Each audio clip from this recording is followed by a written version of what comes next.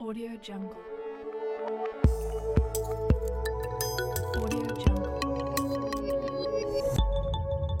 Bonjour et bienvenue dans la formation à distance sur le port du harnais et des systèmes d'arrêt de chute. Cette formation fait partie d'une gamme complète d'informations à destination du monde du BTP. Pour nous aider sur ce cours, nous rejoindrons notre expert de l'OPP BTP et Thierry, un stagiaire qui a souhaité participer à cette formation. Bonjour Thierry, alors quel est votre souci ? Bon, j'ai fait une formation, mais c'est pas très clair pour moi. J'aimerais bien savoir tout ce qu'il faut vérifier avant d'utiliser un harnais stop-chute. Bien sûr.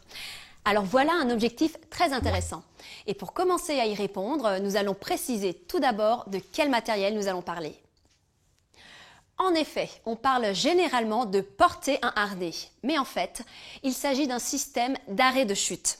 C'est en réalité un ensemble d'équipements.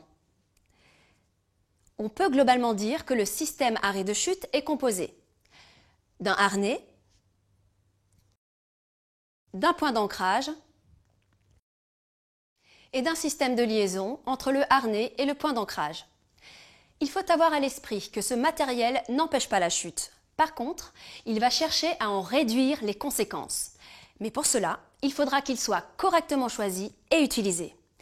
Dans un premier temps, il est donc indispensable de savoir correctement vérifier son matériel. Je vous propose à cet effet que nous rejoignions Albert, notre expert, pour nous l'expliquer. Bonjour Sophie. Effectivement, il est très important de savoir vérifier son harnais.